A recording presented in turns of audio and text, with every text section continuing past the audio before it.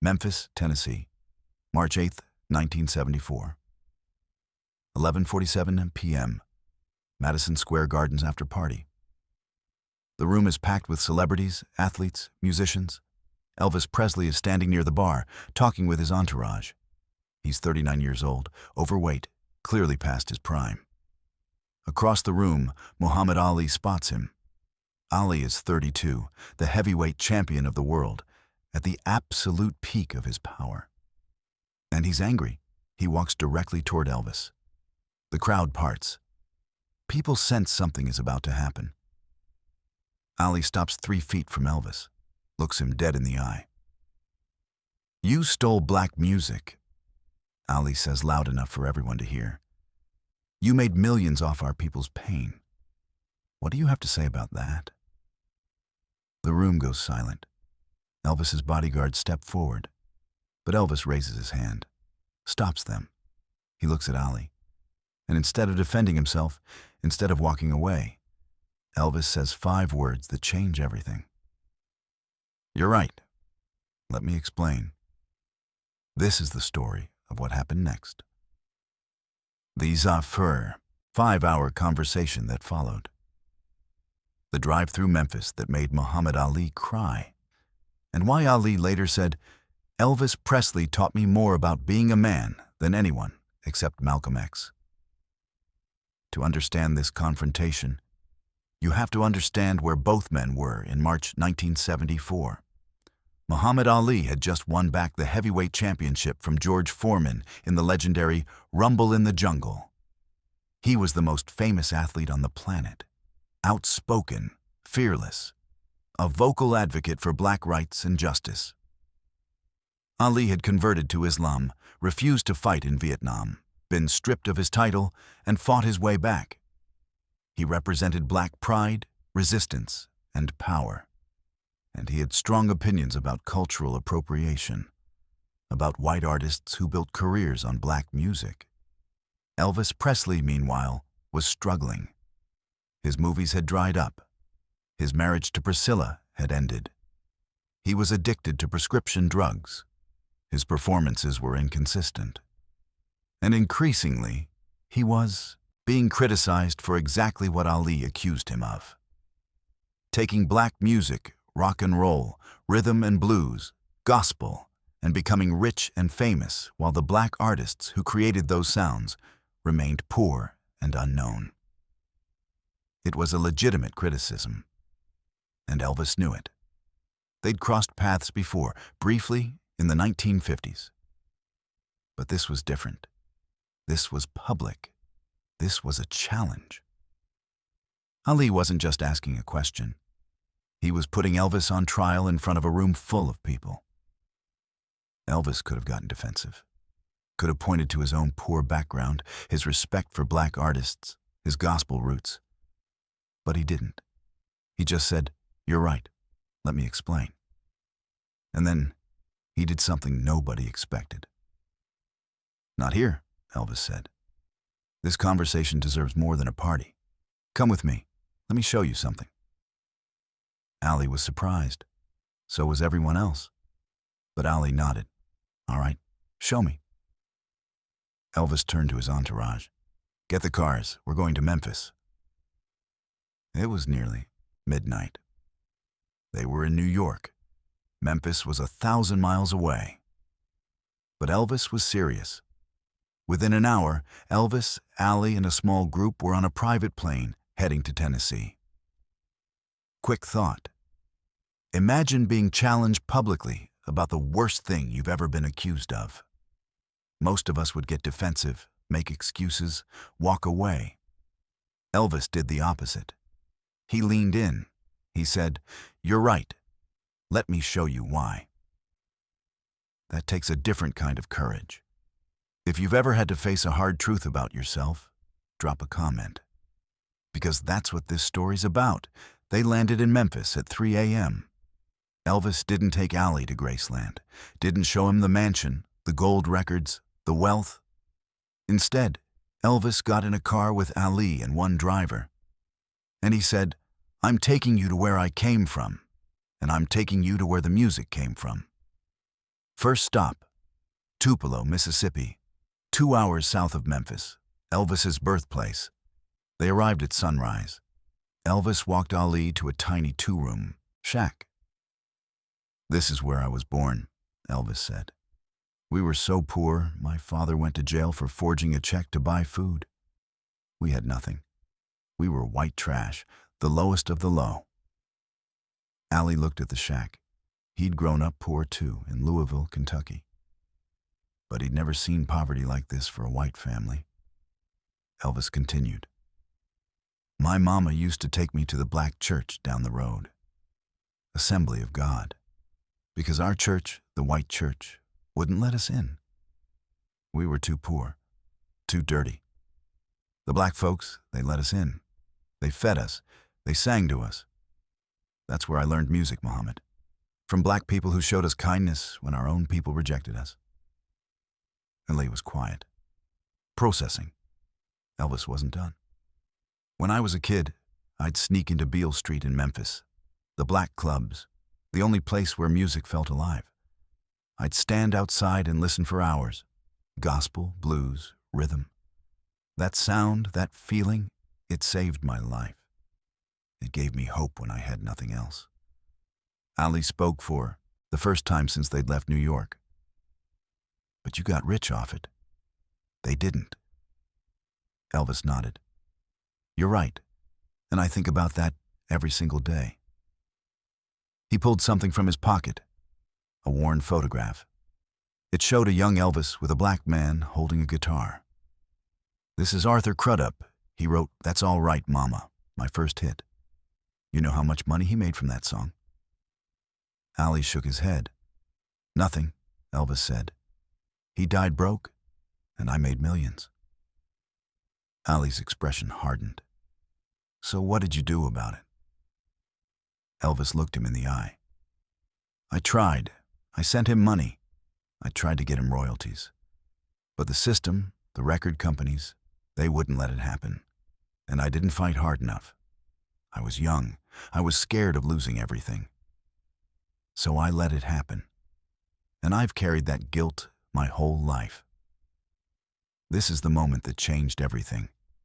Because Elvis wasn't making excuses. He wasn't justifying. He was confessing, admitting his failure, owning his complicity. Ali later said, "In that moment, I saw a man, not a king, a man who knew he'd failed and had to live with it." Elvis wasn't done. "Come with me. There's more I need to show you." They drove back to Memphis, to North Memphis, the neighborhood where Elvis first heard the music that would define his life. They pulled up to a row of shotgun houses, poor, run down, mostly black families. Elvis got out of the car, started walking up to doors, knocking. People opened their doors and were shocked. Elvis Presley, in their neighborhood, at 7 a.m. "I'm sorry to bother you," Elvis said to an elderly black woman, "but I wanted to introduce you to my friend Muhammad Ali, and I wanted to say thank you.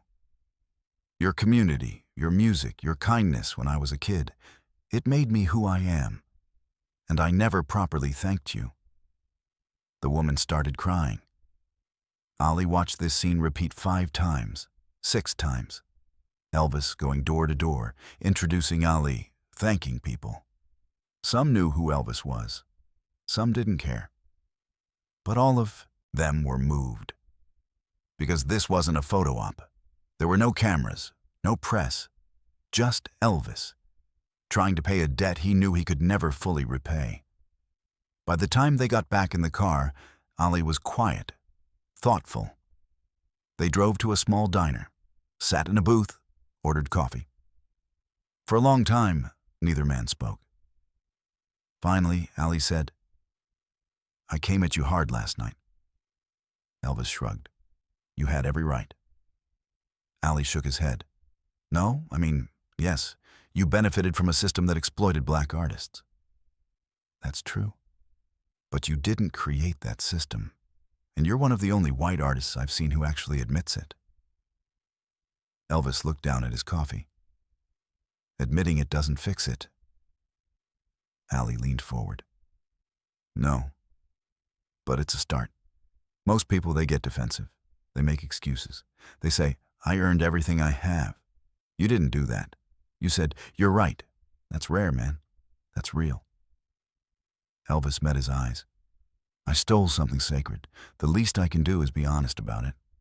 They sat there for another hour, talking, not about music or boxing, about growing up poor, about feeling like outsiders, about the weight of fame, about trying to be good men in a world that wanted them to be symbols. Ali told Elvis about Malcolm X, about learning to channel anger into purpose. Elvis told Ali about his mother, Gladys, about losing the one person who saw him as just her son. Two men, different worlds, but the same loneliness, the same struggle to stay human when everyone wants you to be a god. As the sun came up fully, they walked back to the car. Ali stopped, turned to Elvis. I need to apologize. Elvis looked confused. For what? Ali's voice cracked. For assuming you didn't care. For thinking you were just another white guy who took and didn't give back. You care, man. I can see it. You carry it. And that matters. And that's when Muhammad Ali, the toughest man in the world, started crying. Not sobbing, just tears, running down his face.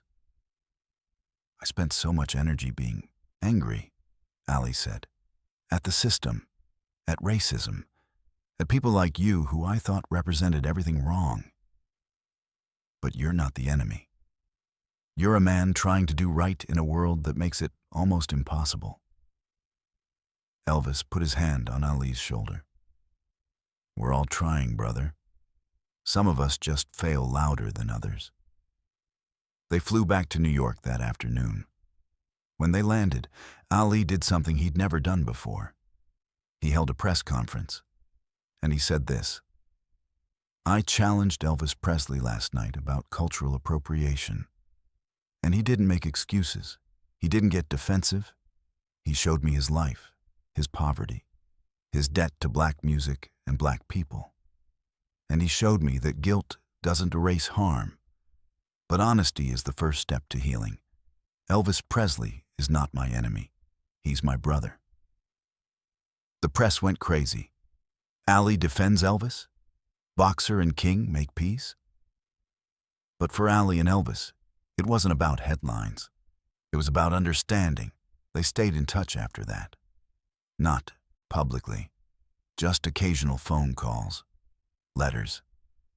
Ali would later say, Elvis taught me that you can acknowledge your privilege, your benefits from an unjust system, without making it about you. He centered the harm, not his intentions. That's what real accountability looks like. When Elvis died in 1977, Ali was devastated. He released a statement that most people didn't understand at the time. Elvis Presley was a good man in a bad system. He knew the difference, and he tried, in his own way, to make it right. That's all any of us can do. Ali kept the photograph Elvis had shown him, the one with Arthur Crudup. He framed it, kept it in his office. And whenever someone asked him about cultural appropriation, about white artists and black music, he'd point to that photo. This is the question, he'd say. Did you get rich off someone else's pain? And if you did, what are you going to do about it? Elvis didn't have all the answers, but he asked the question. That's more than most. Years later, in 1996, Ali was asked in an interview, what's the most important conversation you ever had? People expected him to say Malcolm X, or Martin Luther King Jr., or his trainer Angelo Dundee. But Ali said, Elvis Presley, 1974. Because he taught me that strength isn't just in your fists or your words. It's in your ability to say, you're right, I failed. Let me try to do better. That's power. So what do we take away from this story? What's the lesson? Maybe it's this. Confrontation doesn't have to end in conflict. Sometimes, the strongest thing you can do is say, "You're right. I don't have all the answers. But I'm listening." Elvis Presley could have destroyed Muhammad Ali that night. Not with fists, but with lawyers, with his fame, with his power. Instead, he said, "Let me show you my truth." And in doing so, he turned an enemy into a brother. Muhammad Ali and Elvis Presley, the greatest and the king.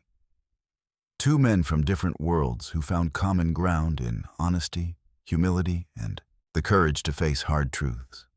The music is bigger than any of us. But the stories? The stories are what keep the music alive. Subscribe for more. Hit like if this touched you.